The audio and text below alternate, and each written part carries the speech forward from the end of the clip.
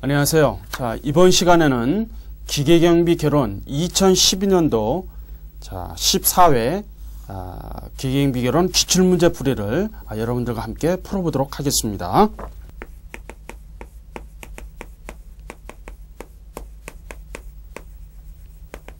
자, 기계경비 결혼 이제 2012년도 14회죠. 14회 기출문제 풀이를 한번 좀 보도록 하겠습니다. 자, 여러분들이 이제 1번을 이제 보시게 되면은요. 자, 기계경비 업무에 관한 설명으로 옳지 않은 것은 이렇게 좀 묻고 있습니다. 기계경비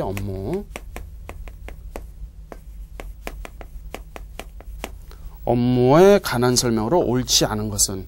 자, 그러면 이제 기계경비 업무란 도대체 무엇인가에 대해서 우리가 좀 일단은 잘 그 부분을 좀 염두를 좀 해봐야 되겠죠. 자, 한번 보도록 하겠습니다.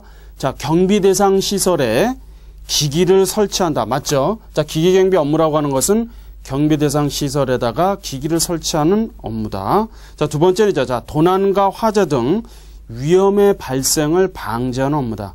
자, 도난이라는 부분, 자, 방범의 기능이 되겠죠. 화재는요, 자, 방제 기능이 될 것입니다. 그래서 그러한 위험 발생을 방지하는 업무다. 맞는 표현이죠. 자, 그 다음에 세 번째 보시게 되면, 자, 계속적인 감시가 이루어지므로 인간의 감시보다는 안정적이다. 자, 계속적인 감시라는 게 무엇을 의미하겠습니까?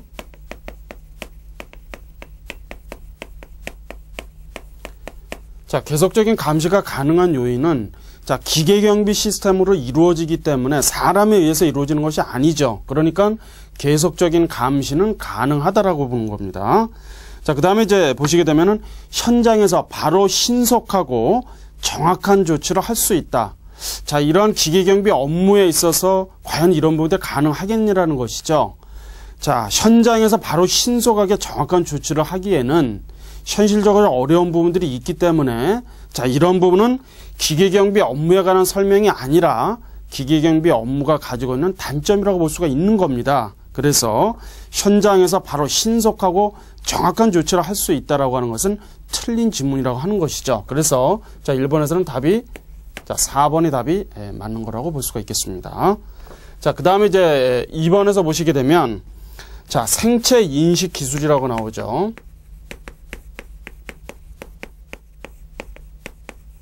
자, 생체 인식 기술에서 요구하는 특성이 아닌 것은 자, 특성에 대해서 이제 묻고 있습니다. 특성이 아닌 것은 도대체 뭐냐?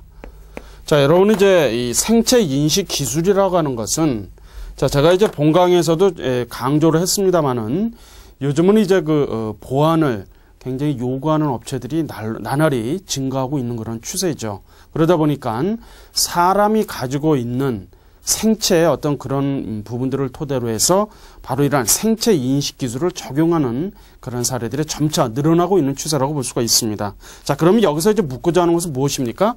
바로 생체 인식 기술인데 그러한 특성이 아닌 것은 하고 그렇게 좀 묻고 있죠. 자, 그럼 한번 보도록 하겠습니다. 자, 보편성, 영구성, 그 다음에 기만성. 자, 이런 부분도 이제 맞는 표현이라고 볼 수 있겠습니다만은 자, 잘 보시게 되면 자, 불용성이라고 하고 있죠. 지문에요. 자, 여러분이 이제 이 불용성이라고 하는 것은 무엇을 의미하느냐 하면 그 의미만 좀 여러분들이 좀 이해를 하시면 될 것입니다. 불용성이라고 하는 것은 뭘까요? 액체에 녹지 않는 성질을 말하는 것이죠. 액체에 녹지 않는 성질.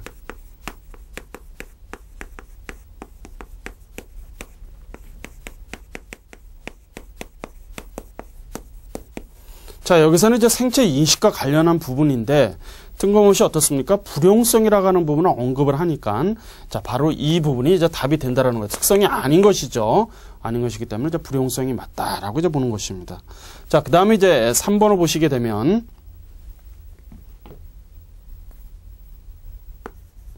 자, 이런 부분들이 이제 매년 이제 출제되는 경향이 있기 때문에 여러분들이 잘 좀 눈여겨서 좀 봐두셔야 됩니다. 자, 다음과 같은 회로에서 전압은 어떻게 되느냐? 전압을 이제 구하라 이런 얘기죠. 전압은 이제 우리가 평상적으로 V니까 V 값은 어떻게 되는가라는 것을 이제 찾으면 되는 것이죠. 자, 여기서 한번 회로를 한번 좀 그려보도록 하겠습니다.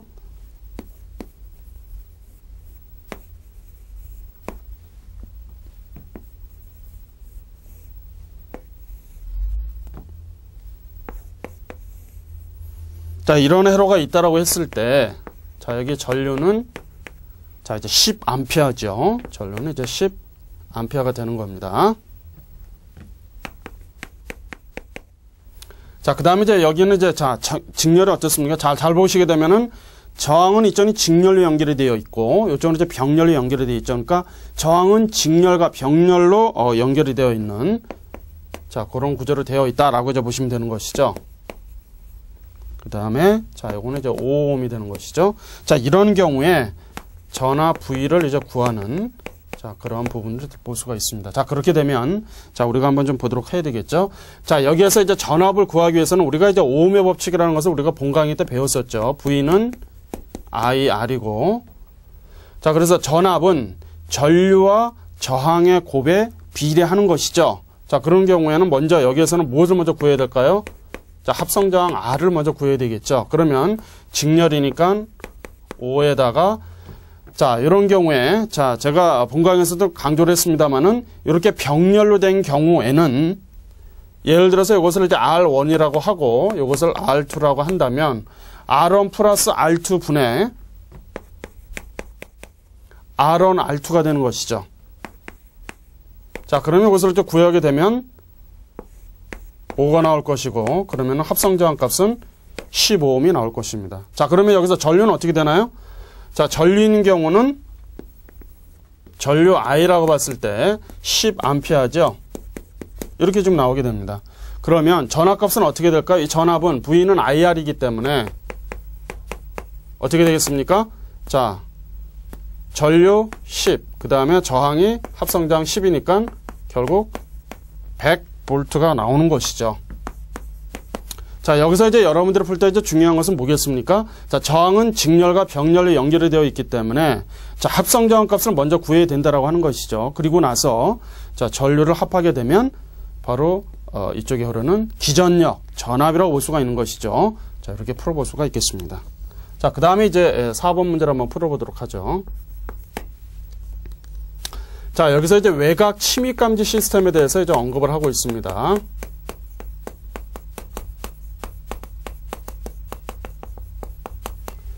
시스템에 자, 현장 제어반에 표시되지 않는 것은 자, 현장에 이제 제어반 설치가 되어 있는데 자, 거기에서 표시되지 않는 것은 뭐냐?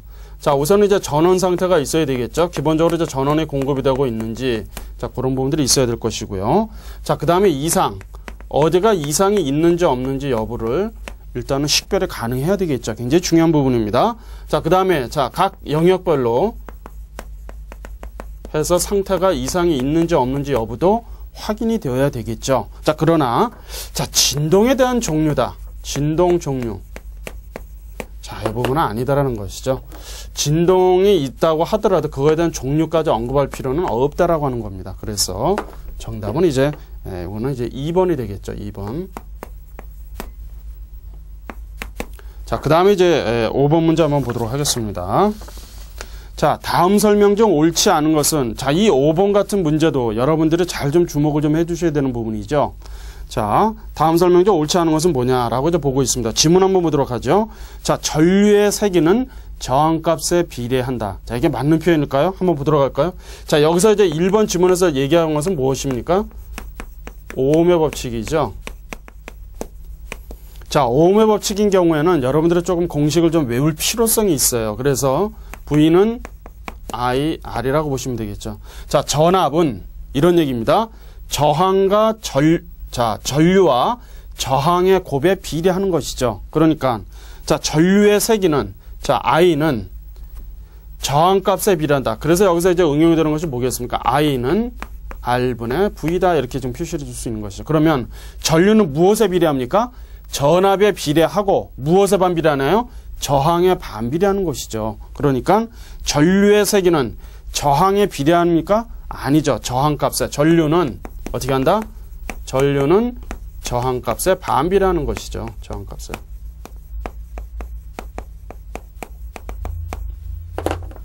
그래서 저항값에 어떻게 한다? 반비례하더라. 자, 이런 부분들 잘 보시면 되겠습니다. 자, 그 다음에 이제 전력은 전압과 전류의 곱이다. 자, 전력에 대해서 이제 언급을 하죠. 전력은 전압과 또 전류의 곱이다. 이것을 이제 다른 것으로 표현하자면 뭡니까? P는 VI라고 표현하면 되겠죠. 전력은 무엇과 전압과 전류의 곱이다. 맞는 표현이죠. 자, 그 다음에 1ohm은 도체 양전에 1V의 전압을 가할 때 1A의 전류가 흐르는 경우에 저항값이다. 자, 맞는 표현이죠. 그 다음에 전지의 병렬 연결 시에 전압은 한 개의 기전력과 같고 전류는 각 전지 전류의 합이다. 자, 여러분들이 이제 전지를 이제 직렬로 연결하는 경우가 병렬로 연결하는 경우가 있는데 병렬로 연결하는 경우는 어떻습니까? 한 개의 기전력과 같죠. 이것이 뭡니까? 자, 예를 들어서 전지를 세 개를 병렬로 연결하는 경우에 있어서는 한 개의 전지의 기전력과 같고, 그러니까 오래 사용할 수가 있겠죠. 자, 전류는 어떻습니까? 각 전지 전류의 합이 되는 것이죠. 그러니까 오래 사용할 수 있는 것이죠. 맞는 표현이 되는 겁니다. 그래서 자, 이런 지문은 여러분들이 잘 좀 주목을 좀 해주셔야 되겠고요. 자, 그 다음에 이제 6번 문제 한번 보도록 할까요? 자, 6번에서 보시게 되면 자, 광역망에 대해서 이제 언급을 합니다. 자, 영문은 이제 웬이라고 하죠. WAN이라고 합니다. 자, 웬에서 분류하는 공중망이 아닌 것은 뭐냐라고 이제 보는 겁니다. 자, 영문은 이제 등장이 합니다만은 PSTN이라고 하는 것은 이제 공중전화망을 이제 의미하는 것이고요. 자, 그 다음에 이제 PSDN이라고 하는 것은 공중데이터망이라고 합니다. 공중데이터망. 자, 그 다음에 ISDN이라고 하는 것은 이것은 이제 종합정보통신망이라고 하죠. 자, 그런데 이제 뜬금없이 DSUN이라는 이러한 부분이 있습니다. 맞습니까? 아니죠. DSUN은 아니다라고 이제 보는 겁니다. 그래서 답은 4번이 이제 답이 되는 것이죠. 4번이. 자, 그 다음에 이제 7번 한번 보도록 하겠습니다. 자, 7번에서 묻고자 하는 것은 뭡니까? 제1종의 접지공사죠.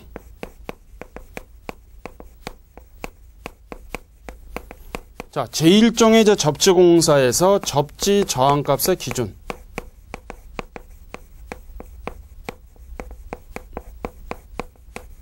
자, 기준은 어떻게 되느냐?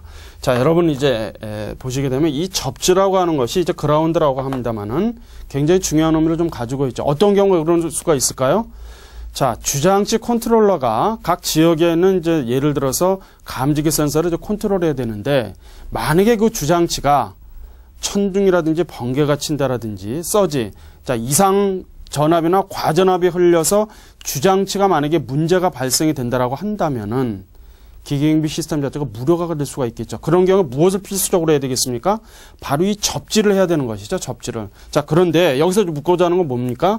제1종에 있어서의 접지공사의 저항값의 기준은 어떻게 되느냐? 그것을 쭉 묻고 있는 것이죠. 그래서 이런 경우에는 바로 뭐다? 15옴 이하로 해서 제1종의 접지공사에 있어서의 저항값의 기준은 몇 옴 이하다? 15옴 이하다. 자, 이런 부분만 여러분들이 잘 좀 주목을 좀 해주시면 되겠습니다.